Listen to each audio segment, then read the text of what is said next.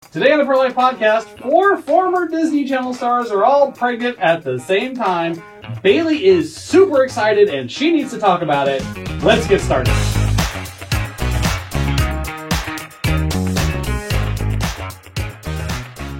Happy Thursday, Pro Life family. Welcome to the table. Grab your coffee because we always need more. I need more of that. Maybe y'all don't. You don't bring coffee. No, I don't like coffee, but I feel like I need it. It just tastes bad. You'll get there, man. It becomes a stage of adulthood where it's just a necessary thing. Mm-hmm. Anyways, I am rambling. We have things to talk about. So, friends, if for the people listening on their podcast in their cars, maybe because you can't be watching this and driving. Do not watch this and drive. That's not pro-life. Please, it is not. So you don't have that. Mismatch, if you would introduce yourselves. Kim Schwartz, Director of Media and Communication. Bailey Barton, Director of Development Operations. Frank Klingerman, IT Director. And front man of the show? I don't know. I'm the only man in the show right now. So, Dr. Seago, I miss you, buddy. Yeah. He'll be back soon. He will be back soon. We want to talk about Supreme Court real quick. Yeah. And then Disney stuff, and it's not bad this time. Yeah. I feel like that's odd. I get to talk about Disney in a good light. A good Disney story. I miss that. I haven't felt that in so long. I like that feeling. 90s me is very happy about that. Oh, yeah. Anyways, EMTALA. Right. Which sounds like, have you asked your doctor if EMTALA is right for you? You're interested in buying EMTALA. Right. Would you like to sell EMTALA? It's either a pyramid scheme, a medication, but no, it's... Actually, okay, so EMTALA is a federal law, which probably didn't guess that. It's where it didn't think that was going in that direction. Yeah. So EMTALA, it's a federal law from the Ronald Reagan administration. So this is decades old already. And the Biden administration is using that law to say that he's going to force emergency rooms to commit abortions even when the mother's life is not at stake. And to do that, he says he's going to withhold Medicaid and Medicare funds from these hospitals unless they commit abortions, even if the mother's life is not in danger. So, bad news already there. Any questions so far? We good? I mean, so the Biden administration wants to force ERs to perform abortions, whether it's legal in their state or not, whether not life of the mother situations. Yeah, and that's like the big stake here, actually, because he's putting doctors in a impossible position where it's like, okay, we're either going to lose our Medicaid funds, and if you ask a hospital if that's a good idea, they're going to say... Yeah, they're going to say no. Yeah. Or if they commit an abortion when the mother's life is not in danger, then they can lose their license under state law. So he's the one putting them in this, impossible tug of war. The media is not going to spin it like that. They're going to say, look at the pro-life states, they're so evil. And the other thing with that is they're trying to make this sound like this is only life of the mother situations, but every single state law, every single pro-life state law already has an exception for to save the life of the mother. And so you already have state law that says, okay, if you are presented with an emergency situation, you can act to save the mother's life.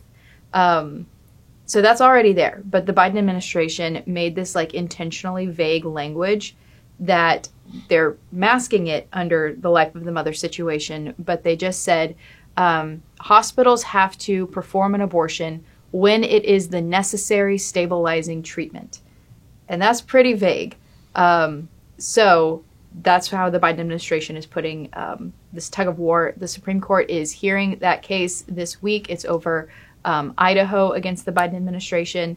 And any other thoughts? Well, this is all just a word game. I mean, when we're talking about abortion, are we talking about induction, early induction, trying to save the baby, trying to save the mother, treating them like both of them are patients? Or are we talking about tearing the child limb from limb, making sure they're dead before they come out? I'm sorry to be crude, I'm sorry to be crass, but that's how it has to be said. That's the difference, and we're pretending like it's super hard to figure out, and it's not.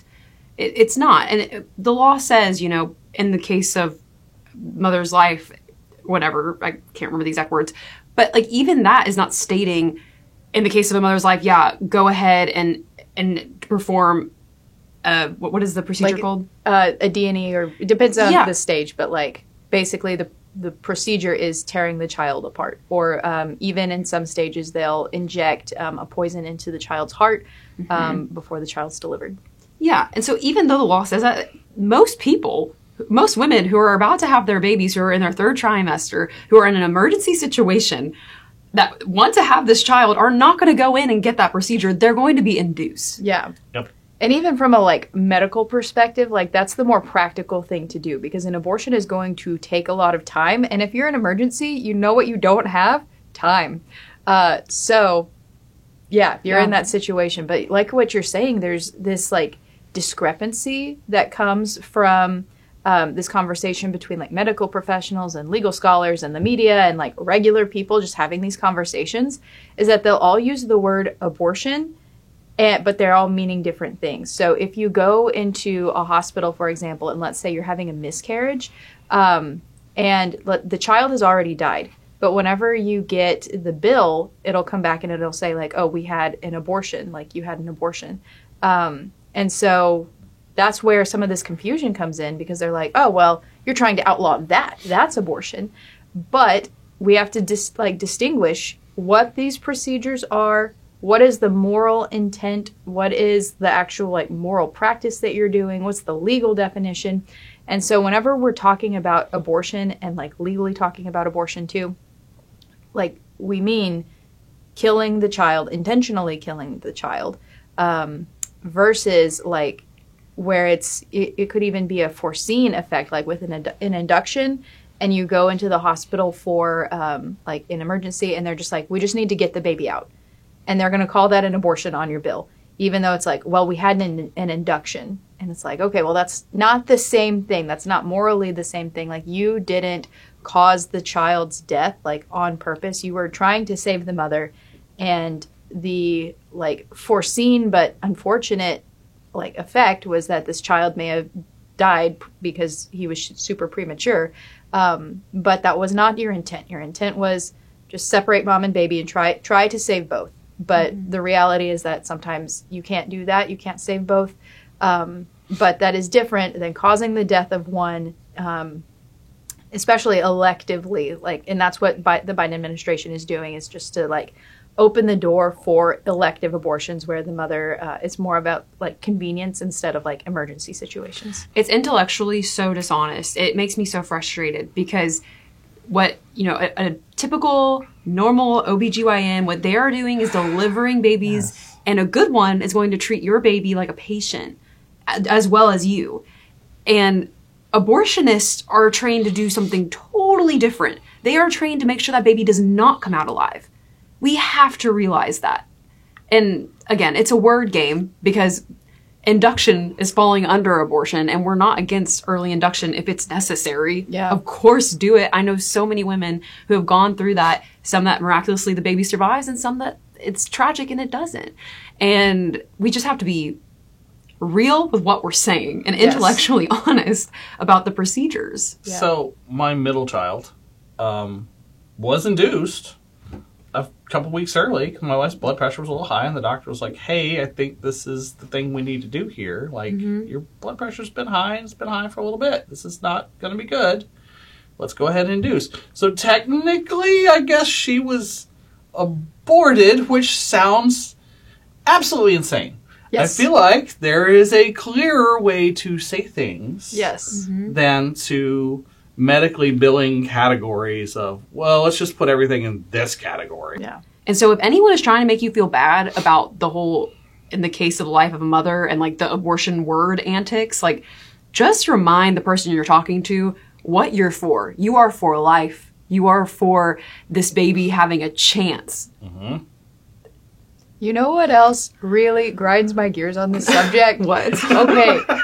So the media is the media is really the ones at fault here, okay? But then their semantics and confusion is being passed on to the doctors, and the doctors are like actually changing their protocols and everything and refusing to treat women who are in emergency situations because they're like, we can't do abortions. That's what, like, our billing says that this is an abortion and this is an abortion. And so they're just like, we can't do abortions. And they pretend like this is a new thing.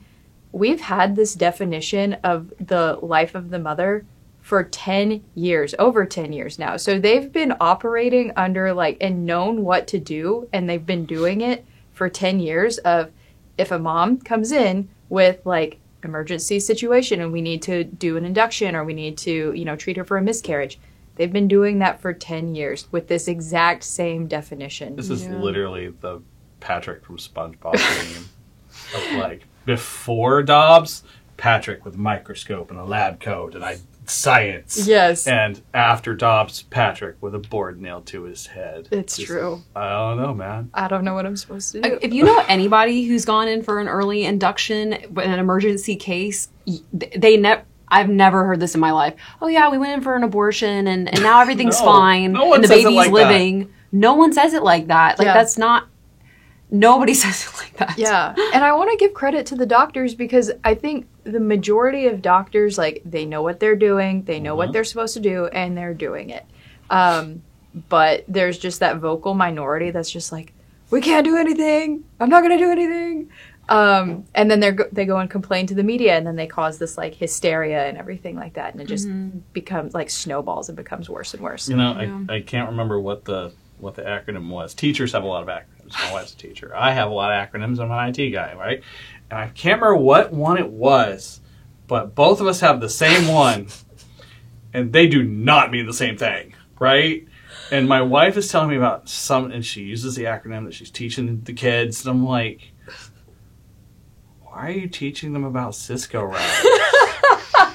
She's like, no, it's like, she works in special education and dyslexia mostly, and I'm like, oh, same letters, very, very different, different things here.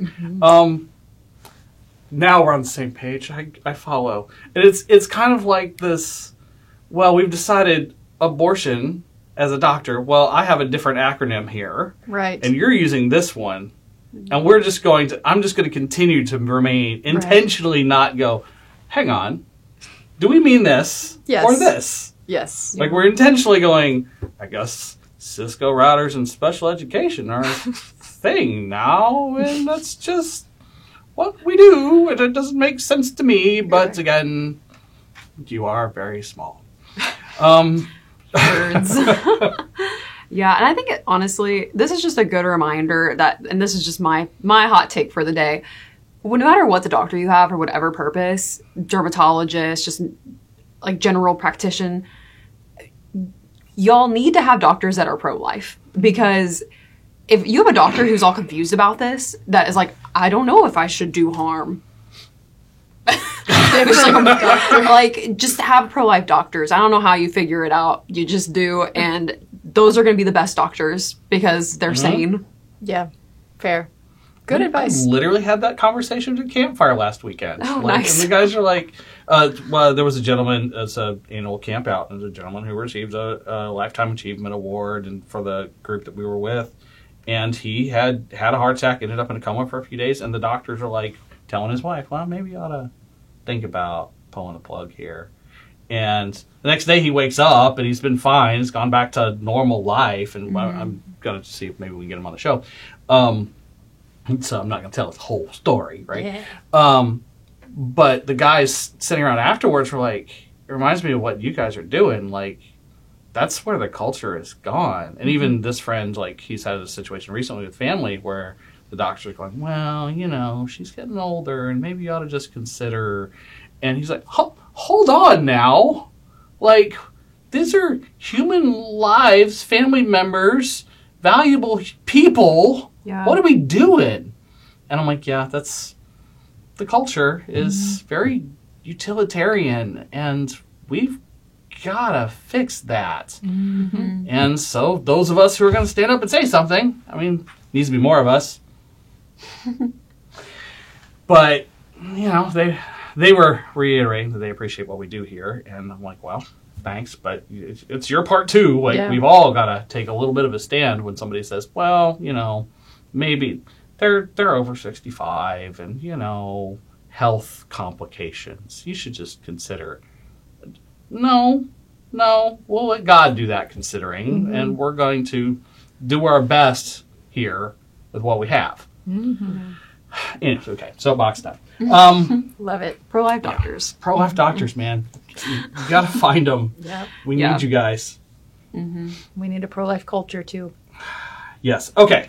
Well, then let's transition to our other topic, pro-life culture. Pop culture is seemingly We love getting a pop little culture. Yes. guys. And Bailey's really psyched about this. I kind of am too. Yay. I'm less into these particular celebrities just because age and timing. Right. But It's fine. we're going to talk about these celebrities after a break, and then we'll talk about Bailey's favorite current topic.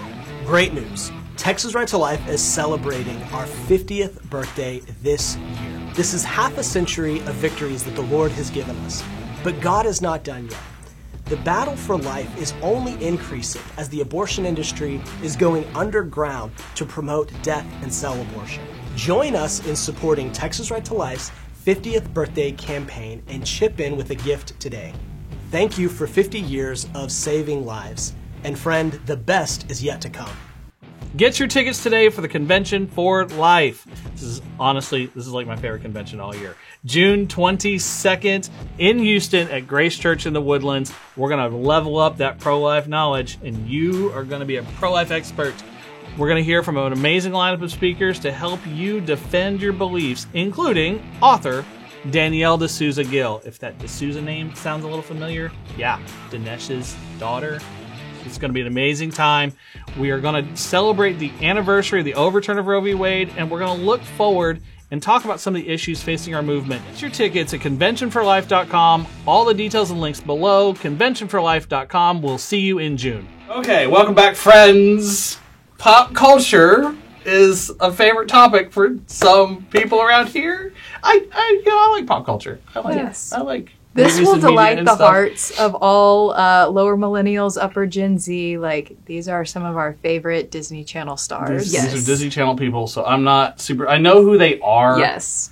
My daughters would know who they are. Yeah. Maybe. So I'm like hardly Gen Z. I'm like right at like the cusp of Gen Z and millennial. I kind of feel like I'm a zillennial because I have an older brother. So I feel like That rounds up. It rounds up. But anyways, first let's just start with right now for Zoomers, Gen Z, and millennials. I feel like the story of our generation is like no one's getting married, no one's having kids. But there's starting to be like a little bit of turn of the tide a little bit because I think a lot of us are actually like craving tradition and craving like an older time. And we're seeing this with this Disney trend, which I know sounds crazy. I did not expect that sentence Nope. to come out in one of our podcasts. Yes. So if you are in my age group and Kim's age group, you'll remember Ashley Tisdale from Suicide Life of Zack and Cody and High School Musical, Vanessa Hudgens from High School Musical, Hilary Duff from Lizzie McGuire, and just Hilary Duff is just Hilary Duff. Yeah. Enough said. Exactly. And Ali Mashaka, who was Allie and AJ. Ali and AJ. Yeah. Okay, I'm like, I don't know Yeah. her at all. Yeah, Okay. she's a singer, an actress. She was in Phil of the Future. That's like, see, like millennials, I feel like know Phil of the Future. I don't know if Gen Z knows Phil of the Future. Right. But anyways, all four of the women I just listed are married and having children and they're all pregnant at the same time. Isn't this a gift from God, all you millennials and Gen Z? I feel like I think we need that kind of influence on culture right now. Yeah. we do. I mean, I feel like every time I talk to somebody in like an older generation, or like grandparents, they're so worried about all of us, and Yeah. they're worried about nobody having kids and nobody getting married. And I hear so many sad stories about like my grandkids like are deciding not to have kids, Yeah. like they're married and they just don't want to have kids. And it's hopeful to see these women who grew up in Hollywood, the place where having kids is like, don't do it. Yeah. Yes, we had an award shows and are so thankful that we could have our abortions for our Yeah. careers. Or they get a surrogate and it's like, okay, I'm having a baby. there you go, off over there. Yeah. Oh yeah. They're all like So they're weird. all naturally pregnant. Yeah. they're not. They're not doing the crazy things. Who was talking about potentially a home birth? Yeah, Hillary Duff has done home birth. Maybe one home birth, maybe two. I'm not really sure. I don't know her personally. Let me That's call her some- up real quick. That's some pro-level mom stuff right there. Dang. But I just think it's so cool. And like you go through their Instagrams and their pictures and they're all glowing and they look so happy. And in contrast with all the women in Hollywood who are like so, vocal about their abortion and they look so sad and decrepit and just not thriving. But you see these women and they look so glowy and they're excited for the future. And I think one of them, it was Ashley Tisdale, she said when they had their first baby, they originally were just only going to have one. But then they saw the way that she interacted with other kids and they're like, we have to give her a sibling. And no matter how hard pregnancy is, she's like, I'm going to go through it again because we want to have more. That's awesome. And it's like, yay. That's awesome. And the surprise one in this list too, Lindsay Lohan is pregnant too. Did we? Yeah. Oh, yes. Okay, yeah. She's not a part. I don't think she's technically a part of that group because like, she's a little older. Yeah. / she wasn't ever on Disney. But Well, she was No, in. she was in okay, some Disney movies. This She was is Disney movie. Okay, Right, that's the right. old guy knows the Yeah, Disney she movie. was in was Parent in. Yes, Trap. Parent Trap was She- Disney. I forgot that was Parent Disney. Trap Right. was Disney. but not Disney Channel. So that's where Mean we're. Girls was not Disney. I think it is now. I- Weirdly, thanks that- Disney for buying every other company. That's I never true. saw Eventually, everything will be Disney, so we'll all be Disney Channel stars, I guess. Anyways, yeah, Disney Channel though and Disney Stars a little bit different, but even like talking about this attitude about having children, like in our culture, but even in Hollywood, that there's this idea of like, well, if it's going to be hard, it's not worth it, or like if I have like a messed up background, it's not worth it. Lindsay Lohan has had a rough go at it. And I think we've all seen her kind of like, break down and how the system like chews these kids up and then spits them out and then they're like very broken adults. And like you were talking about, she's kind of getting her life back together and everything like that. Yeah. So that's just like really beautiful and I think is a testament to like, even if it's like, wow, I've had, a really messed up life before, it's like you can still find beauty and pursue a meaningful life and have like a rich and beautiful family, even if like you have a rough go at it like Lindsay Lohan did. Yeah, for sure. It's so sweet and inspiring to see all of these women who are, in that world, they're so proud to be a mom. And I think especially just growing up, like watching them on the screen and then seeing that, like, and I've talked to other girls about this and we're all just so happy for them. It's like, it's just so fun. It's so fun to see them grow up and become moms. And I don't know, there's so many stories that are completely opposite that are not inspiring. And, they have this like ongoing career, but then they get to the end of it and they have no family. Right. And it's cool to see. I love it. And you were talking about earlier how there's this like rise. You saw on the news about it. So yeah, we were talking earlier, prepping for this. I saw on the news the other day that there is a rise in like Gen Z millennial culture to go ahead and have your tubes tied, get a vasectomy because I can't. My abortion access is getting harder to get. It's it's illegal now, so we're just gonna never have children. Yeah. I like my hookup culture. Well, Yeah. no, stop that. Right. It's- And like more about the like mentality that gets you there rather than like the actual like practicality and the effect is just this idea of like children are a burden. I need to live my life for myself, do whatever I want to do, have everything Right. in my perfect control, and I'll be happy. And it's so like I can see how you would think that would work, but all of human history and just like our own nature will show you like that's not how you have a fulfilling life. Like there's a grace in responsibility, there's a grace in reaching out and serving others, and if you try to find fulfillment in yourself, you're not going to find it. You know, Yeah. especially having been camping recently with the boys, I always tell them, like, if everything goes according to plan, that's kind of boring. It's when stuff that you can't control and did not expect happens, then it's an adventure, guys. And we kind of knew the weather was going to go sideways. And so, but they were like, they got up this morning and like, okay, well, it was rough last night, but whatever. Yeah. Like, they had an adventure. And it's really the attitude you go into it with. You know, you can just embrace that there's going to be a challenge. Parenthood is a challenge, but it's real awesome. Mm-hmm. So Mount Everest is a challenge, but we climb it because when you get to the top, it's awesome. Yeah. Right? Like, don't not ever start the journey because, well, it might get hard. Mm-hmm. Yeah. What? Yeah. Yeah. That's not how epic tales of heroic acts start. Like, well, that sounds hard. Right. Maybe Gandalf, I'm out. No. Yeah. Just, there's a challenge. Okay, just take another step. Yeah. Take the next step, the next day. You want lore. You want a lore. Yes. I heard a really beautiful quote the other day. I'm not going to be able to say it like word for word, but it was a woman just talking about the beauty of the sacrificial love that comes with motherhood and how you like your body goes through it to do this. And like there's like a story written on your body that if no one ever knew you and they were like examining you, like, you know, after you die or something, like they would know like this woman had children and like she has a legacy. And there's something That's so awesome. beautiful about that like, yes, like it was having a legacy is not easy. Yeah. And there's going to be scars and there's going to be hurt, but there's also going to be beauty and there's going to be this sacrificial love that is so unique to being a parent. So I think that it's a more healthy way of looking at it than like, it's going to be hard. Right, right. Let's avoid it at all costs. Yeah. Gosh. Yeah. No, do the hard thing. Yeah. Mm-hmm. Good job, Disney Channel stars. I know. We're so proud of you. We don't usually get to say that. Right, right. They're not current Disney Channel stars, is True. why. Like, there's definitely a different attitude and culture among the fresh Disney stars. Well, Like, eventually the fresh Disney stars will grow up. yeah. We hope. So, boy, we pray for them that they will grow up. Yeah. So, all that said, keep an eye out, especially for the Supreme Court case. That was heard yesterday, Wednesday, but we're going to do some more analysis about, like, what were the arguments said and where we're going with that.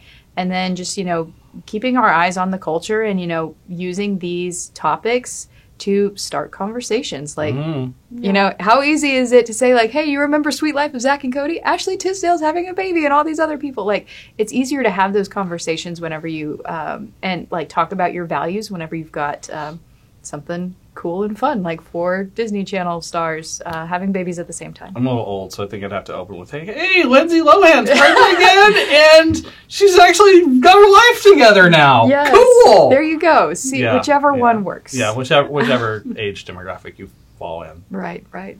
Sorry. Phineas and Ferb for our younger audience, okay? They probably don't know so much of the Lindsay Lohan. Yeah. Yeah, There's definitely a gap there. yeah. Phineas and Ferb, which one of them was? I know. I was going to say, there's so many people Phineas and probably listening. Ashley that are like, Tisdale what? was Yeah. Candace in Phineas and Ferb. Ferb. Really? Yeah. Yeah. I did not know that. Well, I you know should be the a pop culture expert. I like know the am. Innators guy. Ah, Doofenshmirtz. Yes. I love it. So, anyways, random Disney characters and voice actors. I am not a voice actor, but I play one on TV. My train of thought has just absolutely derailed. Man, Yep. we need to like and subscribe in Ator. I'll let Yes. myself out. And don't forget to donate to Texas Right to Life. We are fighting every day on the front lines and college campuses, on the front of legislation, and we're trying to protect Texas and make Texas more pro-life. And we need your help, so please go to our website and donate whatever you can. Amen. We appreciate that very, very much. Like, share. We appreciate your prayers too, honestly. Very honestly. If you saw some of the salty comments on the last video, apparently we poked a nerve. And yeah, we got a lot of work to do in our culture. Pray for our culture. Pray for those people. Thanks. Like, share, subscribe, have conversations with your friends and neighbors. Tell them about the Disney people who actually are living normal lives now. It's a fun story and I'm happy about it. Thanks for watching. We'll see you next time.